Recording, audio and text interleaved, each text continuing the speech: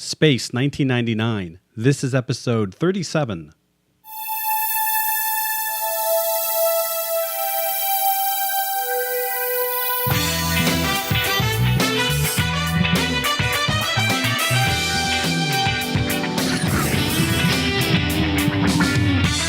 You're listening to 70s Trek with Bob Turner and Kelly Casto, the fan podcast that looks at Star Trek in the 1970s. It was the decade that built a franchise. Welcome to 70s Trek. This week we're going back to 1999 to talk about a show that debuted in 1975 that helped make a 1979 movie possible. Confused? Yeah, I think I might be too. I'm Bob Turner. What? I'm Kelly Casto. This week we talk about Space 1999 in all its mid-70s disco glory. We're talking about it in 2017. It does have a disco vibe to it, doesn't it? It sure does. Yes, but before we do that, let's tell listeners how to reach us. Sure. Just go to Facebook. Just go to our Facebook page. It's facebook.com/70s Trek. While you're there, of course, you want to leave us a comment or a question. Hey, send us an email too at 70strek@gmail.com. And you can find us on iTunes. Just search for the show in the podcast section, and please leave us a rating or a review. That helps other people find our show.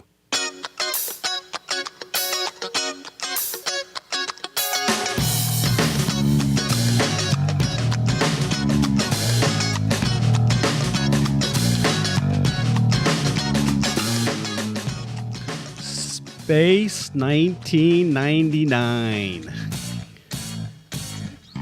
Kelly, do you remember when this show debuted? I actually do.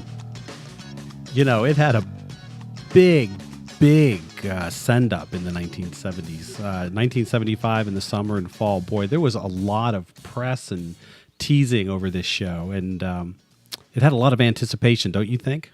Oh, I definitely distinctly remember this show and just couldn't wait for it to come on.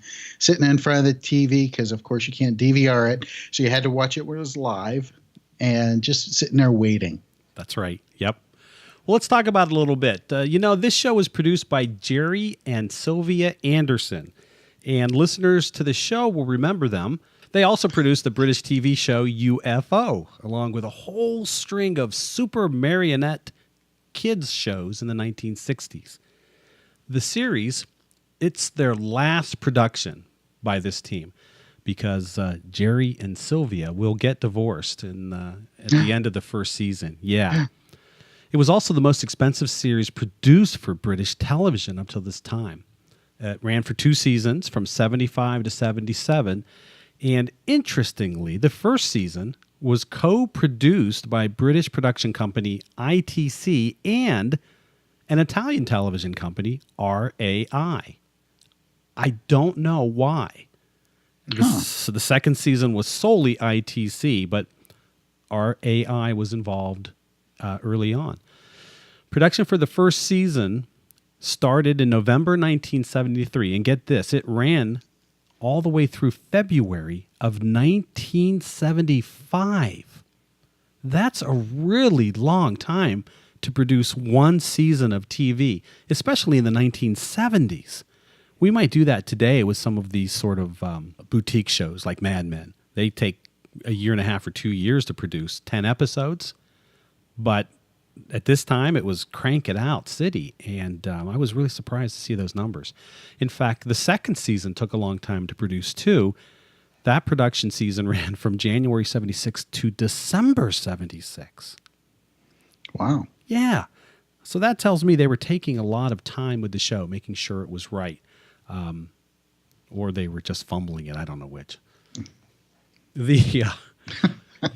I'll leave that up to you guys to decide. The opening credits of the first season include a really, really cool musical score and some great shots in it. It's a cool opening. It is. In each episode, there is a teaser for what's coming up in that episode. Now, think about this. That was very expensive to do in the 1970s because you had to do it every episode. Most shows create an opening and then they just use the same opening over and over and over again. Here we are creating a brand new open for every show. Expensive and hard to do in the days of film editing. There was no computer. Very expensive. So I wasn't surprised to see that the second season dropped this technique to save some money, man, because that's hard to do every episode. Given the production cost changes between season 1 and season 2, but you'll get to that, I'm sure. I might talk about it a little bit. You know, Ron Moore, if you remember him from Star Trek The Next Generation, and he is the producer of the modern version of Battlestar Galactica, you know, he said that the style of the first season's opening was what inspired him to create the opening sequence he did for Battlestar. I thought that was kind of cool. Yeah, I was interested to see that. That's I wondered where he got it. You're like Battlestar. It's like I didn't place the two, but until I was doing the research, I thought, wow, yeah, you're right. That is cool. Yep. Does when you look at this show, Kelly, does it remind you of anything? Does it remind me of the look of the show? It's maybe a little bit like, and maybe this isn't where you're going, but like UFO. Well, yes, there's obviously that comparison, but I was actually thinking about 2001: A Space Odyssey. Oh, yes. It very much sort of dictates the look of this show. Actually, there was somebody that worked on the production team of that movie that also works for Space 1999.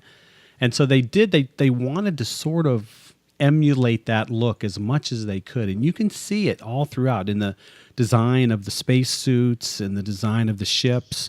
It's there.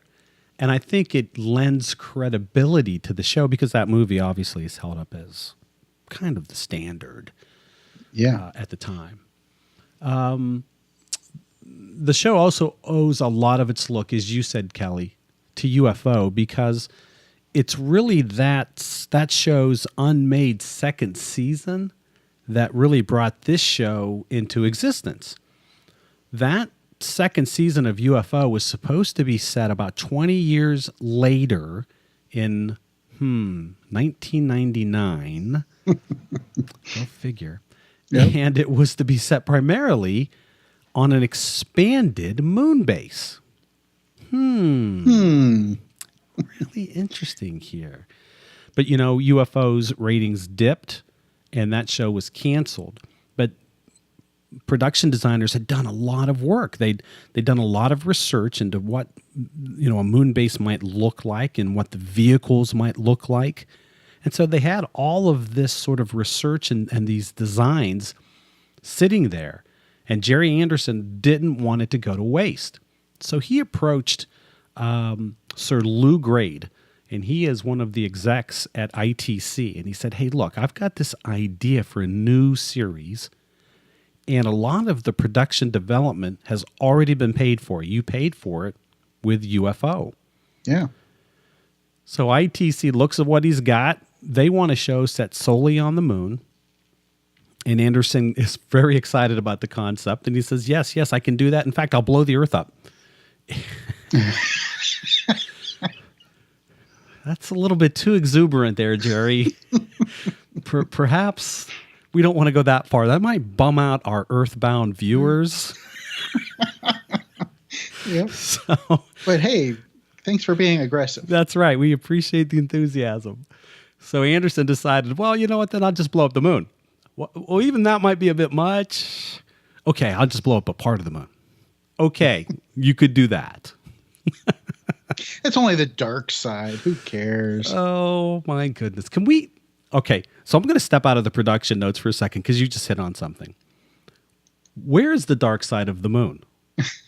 Well, the dark side really isn't always dark, but it's on the side that we never see. It's on the yeah, right. The moon's face, what the surface that faces us always faces us. So correct. The dark side of the moon is on the opposite end of that, right? Right. So you could draw a line from the Earth through the moon's face through the dark side. Yes. if on the dark side of the moon there was a massive explosion, wouldn't that force the moon into the Earth, and then we would all be dead? Yes. And Gerry would get his wish to blow up both the Earth and the moon. So I think they had a force field around the Earth, and the moon just kind of bounced off that force field. And then in the opening sequence and the opening episode, we see the moon not moving towards the Earth, but falling away from it. So logical problem number one. Yeah. And I'm even suspending belief or disbelief here that an atomic explosion could even push the moon out of orbit. I'm just assuming that will happen. But then there's some physics involved in how it would happen that I'm questioning. So I don't know if I'm crazy or the producers are crazy. I have the math worked out here, if you want to see it. I am kidding. I really prepared for this episode, Bob. Yes, I have the did. math all done. All right. Sorry about that logical aside. Let's go back to the production. So here's the initial premise for the show. There was a commander by the name of Stephen Maddox, and he controlled the forces of Wander, W-A-N-D-E-R. Okay, this is starting to sound like UFO. Wander, they are Earth's premier defense organization. And from Moon City, which is a 20-mile wide installation on the moon, they protect the Earth. There's a facility up there. It's the hub of all of the defense. It's on the moon. There are moon hopper craft, which morph into the Eagles later on. And there's a control center. There's a defensive laser barrier that's used. And the commander would have access to all of this, plus a personal computer called ComCom, which is short for Commander's Computer. And that would be his personal advisor. That's something. So they had written out or spec'd out the pilot episode, which is called Zero G. It's very interesting. Earth's deep space probes have discovered an advanced alien civilization. Maddox is kidnapped by these guys.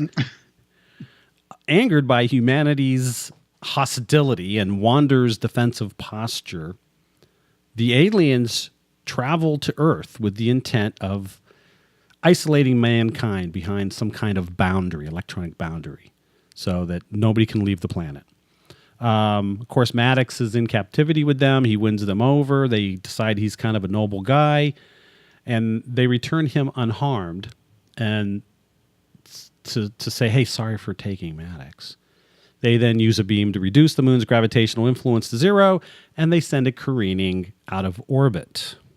So let's follow that logic for a minute. Hey, Maddox, you're right. You're a good guy. Return you unharmed. Oh, by the way, the moon's on its way out. Sorry. I'm nitpicking, maybe. Maybe. I get, and somewhere along the line, Gerry Andersen said, the moon wanders the universe with people on it. And then he had to figure out how to make that happen. So, okay. Well, reducing the gravity as opposed to blowing up the dark side of the moon. Right. Which one's more plausible? Yeah, right. Exactly. And again, why would the aliens do it? It doesn't quite make sense. But we're only looking at a spec here. So Sir Lou Grade, again, the ITC exec, wanted to be able to sell this show to U.S. markets. So he insisted that there be 2 American lead actors. And there should also be writers and directors from America. He thought that if it had sort of American flavor and influence, it would be easy to sell to American markets. And in fact, he was hoping to be able to sell it to a network and get this show played on network TV. American writer George Belloc joined the team, and he began working on the concept. And he set up a writer's guide and ended up writing the pilot episode.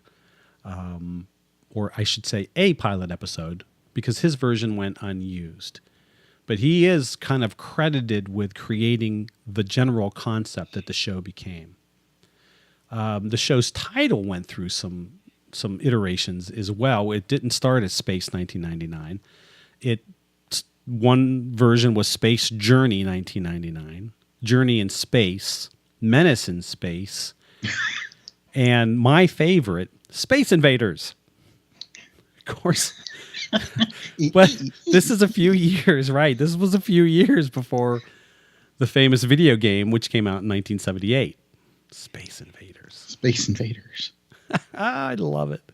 So Gerry's got this task of finding American actors to be in the lead roles, and he approaches a husband and wife acting team, Martin Landau and Barbara Bain. From what I read, these are the first two folks that he approached. They had done 3 seasons on Mission Impossible, so they were fairly well known. And talks over the concept of the show, and they sign on. Sylvia Andersen, his wife, wanted British actors. And when that wasn't going to happen, when Sir Lou Grade said, Americans, well, then she said, okay, well, what about Robert Culp or Catherine Ross? If you remember who Robert Culp is, he played opposite of Bill Cosby in I Spy. Yep. And was also the FBI agent in The Greatest American Hero. Talented guy. Funny as heck when he's being dry, serious FBI agent guy. I loved him in that show. Yes. And if you remember Catherine Ross, she was in The Graduate and was also the female lead in Butch Cassidy and the Sundance Kid. Beautiful woman. Would have been a very different show, though. Can you imagine that show? I'm just trying to figure out where they would go in the show. I know. What character? Very, very different. So obviously the show gets produced. It gets made. The first season comes and goes. And, oh, hey, by the way, guess what? It's canceled. Yes, after the first season, ITC says, you know what? This isn't working. The ratings aren't where we want it. You're canceled. Are they going to do a letter writing campaign? There is no letter writing campaign. Oh, darn. So, as I mentioned earlier, this is also at a time when Gerry Andersen was getting divorced from his longtime wife, Sylvia. So, this is a lot going on for Gerry. So, he runs out and he approaches Fred Freiberger. He's running under the assumption that the show will come back. You remember Fred Freiberger, right? He produced the 3rd season of Star Trek. Some call him the guy who killed Star Trek. I don't know if that's fair or not. We'll see. We'll see. We'll see how his record holds up. Well, Gerry and Fred get together, and they come up with plans to revamp the show. Some of the changes involved bringing in a shape-shifting alien named Maya. She would act like a Spock character, commenting on human behavior. She was highly logical. Her species was more advanced. And Freiberger and Andersen go into Sir Lou Grade and make this pitch that, hey, we're going to change the show. We're going to make it more action-oriented. And on the strength of that pitch, they get season 2. Now, here's what's always been interesting to me. If you watch the last episode of season 1 and then go straight on to the first episode of season 2, it's a different show. And there's somebody missing. Yes. Where's Dr. Victor Bergman, who I like to call Patrick Stewart's older brother? Where is he? He plays such a pivotal role in the first season. He is, you know, he's the sounding board. He's the logical guy. He's the one who always comes up with an answer. He plays it very affable and very, you know, almost as the mixed up scientist a little bit in some regards. But he's a very affable, very nice character, and he's gone. He's nowhere to be seen, and there's no explanation of why he's gone. At insult to injury, they even wrote in a little piece for the first season of why he's gone, and they didn't even show that one. That's right. They even shot it, right? They didn't even shoot it yet. They shot it, and then they went, nah, forget it. Yeah. And I think one of the reasons might be was Barry Morse, the actor, ended up leaving the show because of a salary dispute. And as he's walking out the door, he said something like, I'm going to go play with some adults now. So I think he had kind of had enough of the show. So perhaps that's why he was never explained. His character was never explained. But yeah, Victor just goes away, and that's that. That's it. Let's talk about the special effects real quick. You know, the production used several techniques, but primarily it worked with miniatures, small models, and a set with a black background. One of the things that Star Trek did, if you remember, and this is in the 60s, it used a blue screen approach that shot the ship over the blue screen and then brought in, later on, the starfield behind it. And this was sort of the forerunner of the process that was used in movies in the mid to late 70s and all through the 80s before computer technology, of building shot elements, cutting out a hole for the ship, shooting the ship with just the lights on, these things, and then assembling layer after layer after layer after layer of all these shots that had been shot on a blue screen. Star Trek used the blue screen technique, but it was a much simpler process in the 60s. What Space 1999 did was, let's say, for example, you want to show an eagle flying past a planet. They would roll the camera with first just the starfield. Then they would rewind the camera, roll the same piece of film again, this time with the planet. Rewind the camera, restart it from that same point again, this time with the eagle flying through the shot. Now, as long as none of the elements overlapped each other, this process worked really well. Of course, when they did overlap each other, they became transparent and Right. it all fell apart. But that's 90% of the shots that you see, the special effects shots, were shot that way. It's kind of mind-blowing when you think about that. They used no blue screen technique. It was all done in the camera. So that means that the camera negative has already got the special effects done. It's right there in the camera negative. That's kind of a big deal. That is. It is. Time saver. Time saver, made it a lot cheaper to do, too. Very interesting the way they did that. Music, real quick. Yes, that opening score in season 1 is cool. It was scored by a guy by the name of Barry Gray. So memorable. And it's this really unique cross between classical orchestration and disco. Don't you think? I mean, Yes. If I were to say to you, hey, we're going to come up with some orchestration and also disco, and you would be like, are you kidding me? What are you, nuts? That's not going to work.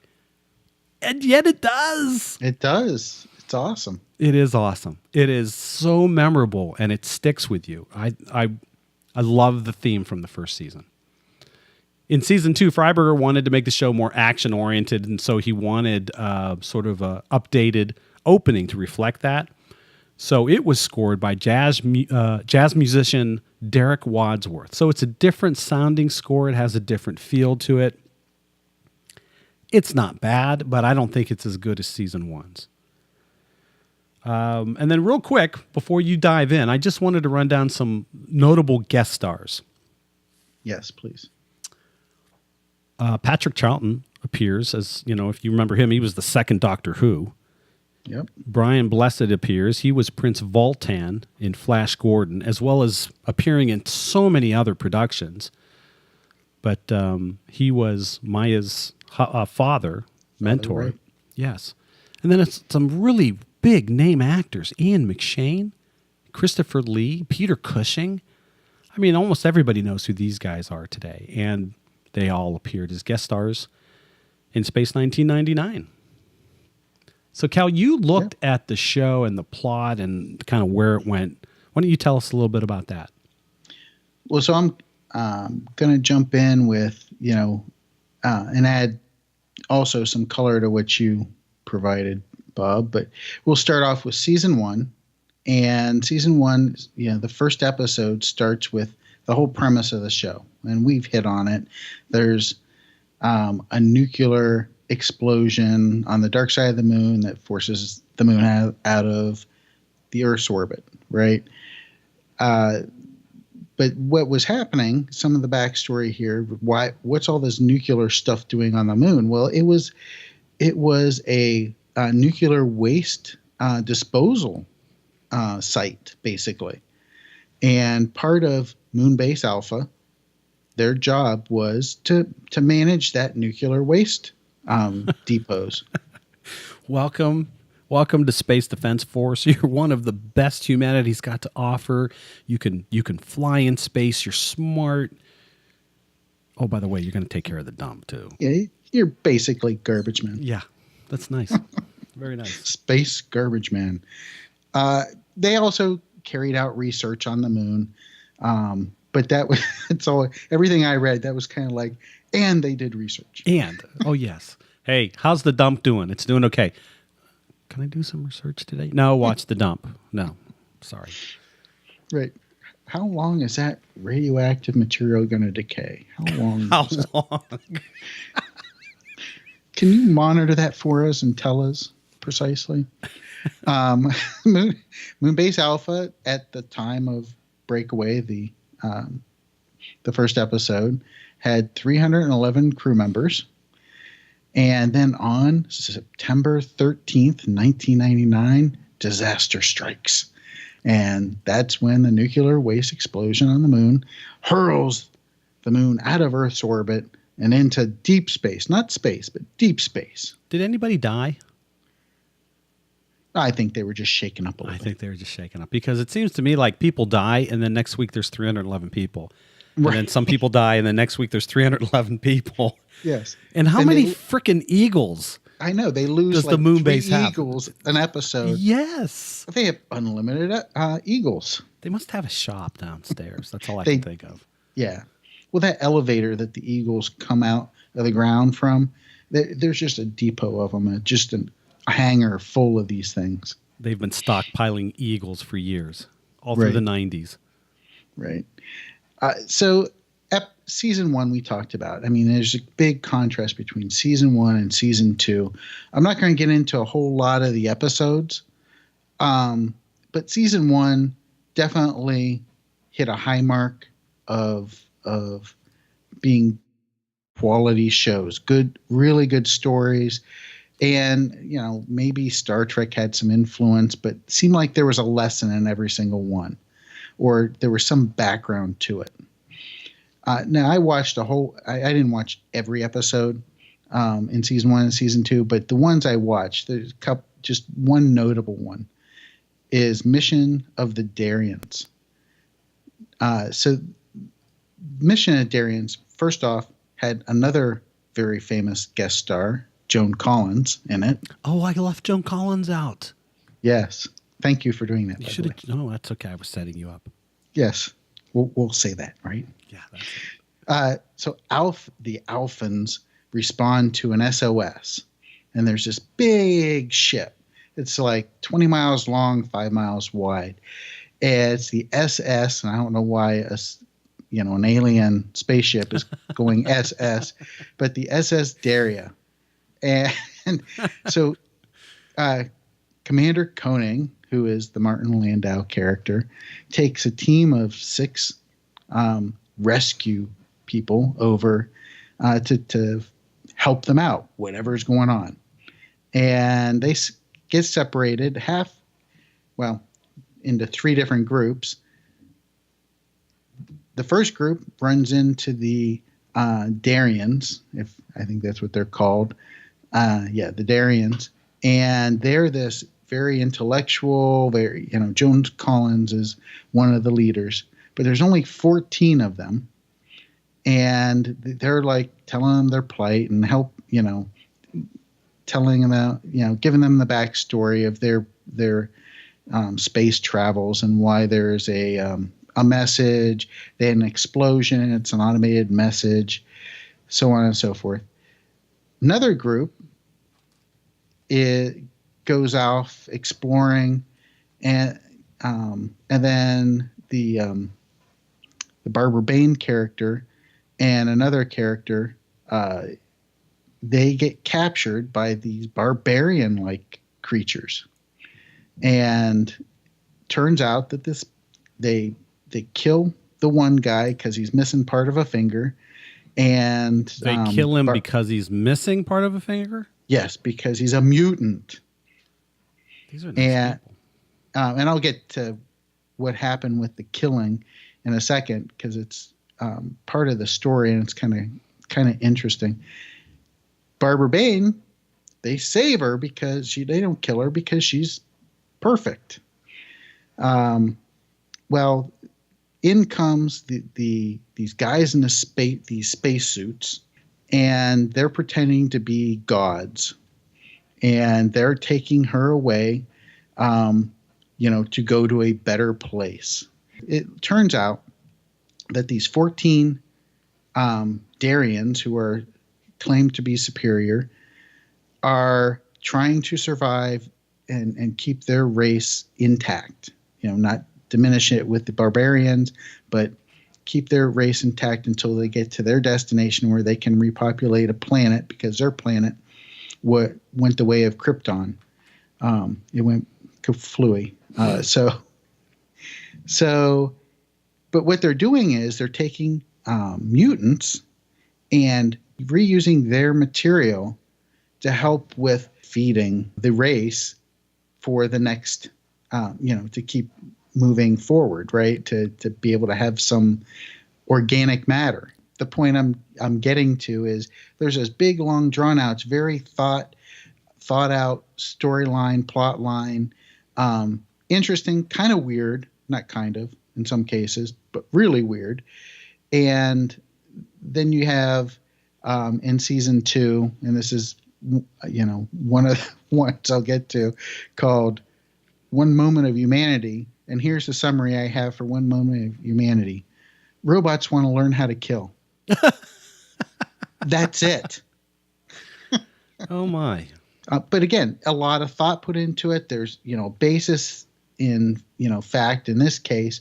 And just like, what are you going to do to survive? That's the message. What are you willing to do to survive? You watched a lot more episodes than I did. Didn't you tell me before we were recording that you sat down and did like a 10-episode day, right? Yeah. Yes. Yeah, I did. I binged, watched 10 episodes. It was actually, I'm sitting there with my daughter. I told you this story. And she's a little bit snarky, skeptic, and she's always making her little comments. But at the end of these 10 episodes, she's like, I kind of like this series. So tell me, what was your favorite episode? Actually, that one was my favorite episode, the Mission of the Darians. Okay. Just all of the turns and twists, and why are they taking Barbara Bain's character? They're gonna basically take organs out of her to put into the Darians to help sustain their life. Oh my gosh, you're gonna harvest organs. That's crazy. And then eat people. I guess if you're gonna harvest organs, you can eat people too. Soylent Green. Soylent Green is people. So let me ask you now. Obviously, I watched. Ooh, I just banged on my mic. I watched a couple of episodes in season 2, and I was immediately struck by the changes. I mean, just describe for me what you think the major changes are, and whether or not they were successful. Well, they did one thing. They did was, and we talked about this a little bit with the Barry Morris character, where there's, he didn't come back and no explanation. It wasn't just him. There was a laundry list of people you saw every week in season 1, and you didn't see them at all in season 2. So and of course, there was no explanation. And no explanation. There were a couple doctors, Dr. Mathis, Dr. Vincent. Those were two that I noted. Fortunately, they kept Nick Tate's character, which is Alan Carter, who is the pilot. He's the pilot. He's my favorite character in the whole show because he's always in a bad mood. Yes, he's mine too. He's interesting. He's mine too. And he always looked at Martin Landau and went, what the heck are you thinking? Right. You could see him. You could see him really walking away, muttering under his breath, "You friggin' butthead! What the hell do you know?" Yep. And then Xenia Merton, who played Sandra Baines, I think is how you say it. She's always on in the command center, the control room, whatever they called it. Always there. And so, I'm glad they kept those. But there were other that, like the two doctors I mentioned, always there. Always could depend on them. They didn't have bit roles. They always had speaking parts. And then they're gone. And they replace them with basically all of them with what's his name? Tony Anault. Right. He was a new character in season 2, right? He was a security chief. Security chief, yeah. Right. Tony, I'm not even going to pronounce his last name. I only heard him call him Tony. And Tony's love interest was Catherine Schell's character, Maya, the alien shape-shifting alien. Oh, Tony Verdeschi. Verdeschi, yes, thank you. Yes, thank you. Whew. I can't pronounce names. Occasionally they come back. It was obvious they moved to the action format instead of telling a story. Sometimes telling a story can be long, drawn out, and boring, like my little diatribe here. But the action format really, I didn't think helped. So I have to be honest. Of the episodes that I saw in season 2, I felt like I was watching just a little, of season 3 of Trek. I felt Freiberger's presence because things were a little. I can't believe I'm going to say this. Things were a little less logical. They were already stretching the logical believability in season 1. Now they were really less logical than that in season 2. A bit sillier. Yes. Not as thought out, as you said. So it seems to me that Irwin Allen and Fred Freiberger would have gotten along very well. Yes. If they were to sit down at a bar and start talking sci-fi. Right.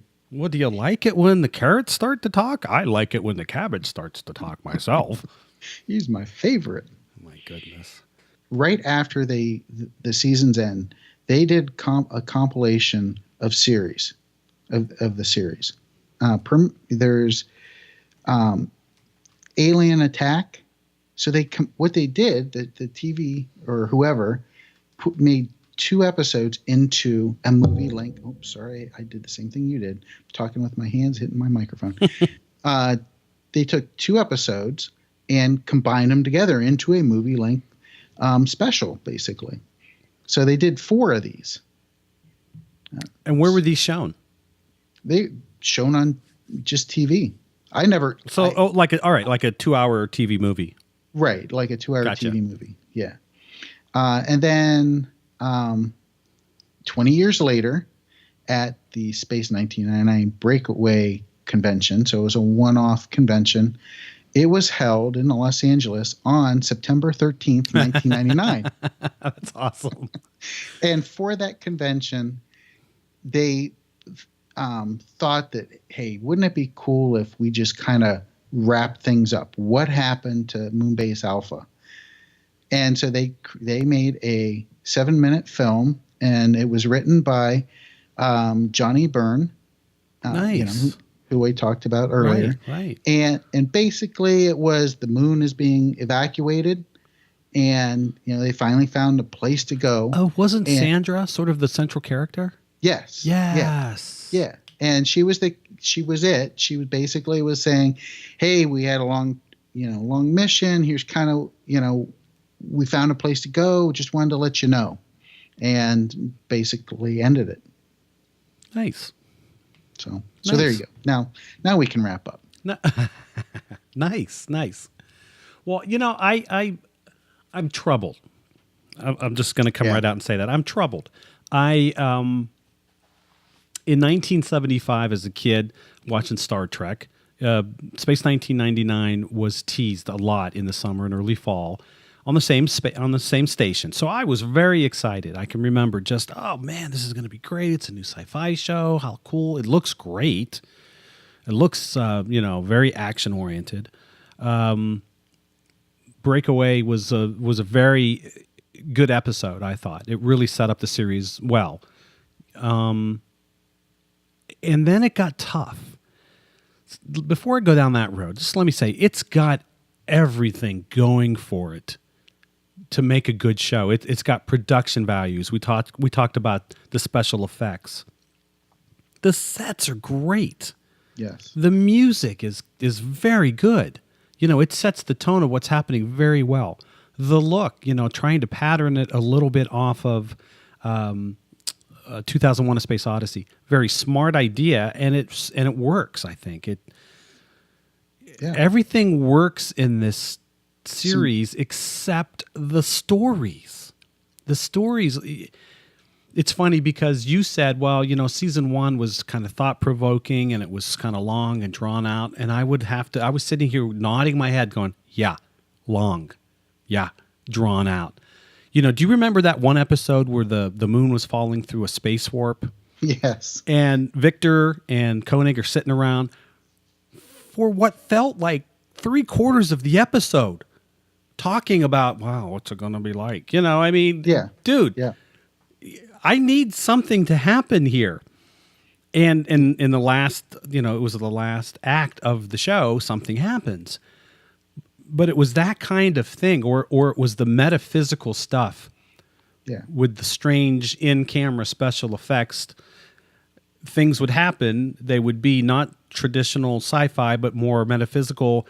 As a kid, I was like, what does that mean? Right. And as an adult, rewatching the series, I had the same reaction. What does that mean? What is happening? I found myself being not entertained, and I have to tell you, that troubles me because I want to like the show. When we said we were going to do this episode and talk about Space 1999, I was kind of excited. I'm like, yeah, you know what? I was a kid. Maybe I didn't get it. I can't wait to watch it again. I had the exact same reaction. Well, so when I was a kid, and the anticipation of it coming on, in September or October, whenever it came out in 75, I could not wait. I mean, I was literally playing it in front of the TV because we had one TV, and that was my TV at that time. And everybody better get out of my way. I had to watch this. And the first episode, it held me, right? Then it started, it did feel long, but okay. Several Eagles kept getting blown up. Hey, there's good action. I got to get me one of those Eagle models, That's which right. I did. But I really still enjoyed it. That's great. Unfortunately, when I was a kid, I liked season 2 better. Sure. That's sort of understandable as a kid. Yeah. As a kid, you're kind of craving the action. Right. Loved the Maya character, however you say your name, the transforming into different things. I thought that was really cool. But yeah, I like the second season. Now binge watching it, and I did both seasons, binge watch a whole series of them. Yeah, I like the stories in season 1 better. I liked them talking to me as an adult as opposed to a kid. I had a problem staying awake. Well, I have to be honest, and that really breaks my heart. Again, I want to like it. You are old though. Well, there's that too. I like so much of this show. I like the wrapper that the show's in so much. It's like I unwrapped it and got to it, and it was like, oh, and it's humorless too. That's the other thing. It's very humorless. Right. There's not even a twinkle in somebody's eye of a little joke, or the characters, have a relationship where they joke around with each other a little bit to add a little bit of levity. There's none of that. These poor folks are in drudgery. They're in a horrible situation with the moon careening into outer space, and nobody's having fun. No, and they're not. And they constantly are like in danger. Even those folks aboard Voyager joked around with each other. These poor folks, they're just so wrapped up in their sorrow that they can't crack a smile. Well, even even the Landau and Bain characters, they eventually became love interests, and that took so long to develop. And then it just suddenly happened. Yeah, the show doesn't seem to have much of a memory of itself either. I mean, as we said right. earlier, rather, that I think at one point there were 120 people that died. Next week, everybody's still there. Right. You know, how many Eagles does it really have? You know, it just sort of. See, I was just so happy to have sci-fi. At that time I overlooked obviously a ton of things. You bring up such a big point, and I want to touch on that as we close here. You know, this show is important. If you like it, great. If I don't like it, great. Some people do, some people don't. But this show is important, especially as it relates to Star Trek. For what you just said, there was a huge audience in the 1970s looking for new sci-fi. And along comes Space 1999. Whether it was good, whether it was not, it was still something for that audience to grab onto. And if they thought it wasn't good, well, then guess what? Here's another reason why I want to see more Star Trek. Right. But, you know, the other reason I think this show's important too is because, as I said earlier, the wrapper is really good. The music, the production values, the costuming, the sets, all are high standards that Paramount probably looked at and said, wow, they're paying what per episode? Oh, we could probably do this too then. I'm 100% sure that some Paramount executives looked at Space 1999 and said, okay, so there's an audience for this, and they're pulling it off. Yeah. Well, and I wasn't alone, right? There's a growing number of Star Trek fans. They just were dying for something sci-fi. Right. And, you know, if it wasn't that good, it just made them want Star Trek more, to summarize what you said. I agree completely. Next week, we talk Takei. That is George Takei. We'll see you then.